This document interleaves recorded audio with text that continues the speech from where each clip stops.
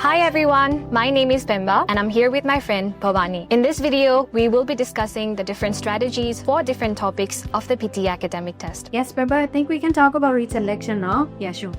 This is a question that you will see in your speaking section, of course. Just after you describe image question, you'll get Retell Lecture. And yet again, important because it contributes to your speaking and to your listening. What happens in the question is you will hear an audio lecture, possibly a video, and then you'd have to take notes and say what you heard in the video or the audio in your own way. So you have to do it within 40 seconds of time. And so that's what you do in the question. What do you think we should not do in Retell Lecture? What we should avoid doing in Retell Lecture would be trying to note down every single detail mentioned in the lecture. Now, of course, our lecture might be around 1 to 1.5 minutes long, and there are so many information mentioned in the lecture. And let's say we force ourselves to write everything down. Eventually, I might not even understand what I've written because I'll be just writing so fast. Yeah. In addition, we only get 40 seconds, as you mentioned, to retell the lecture. So if we have so many information written in our notes, sometimes we'll be overwhelmed and then we'll just not know which notes to read aloud,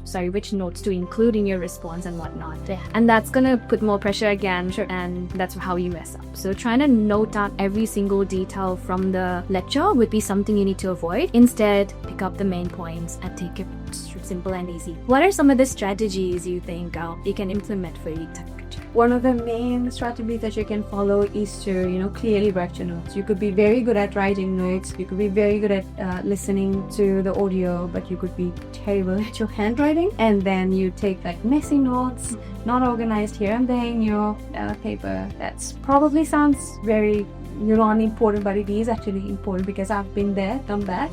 And at the end of the day, you'll see your notes and you won't be able to understand whatever you have written in your own handwriting. So your handwriting doesn't have to be beautiful. Make it legible in a way that you can read your own handwriting, because it's such a shame if you can't.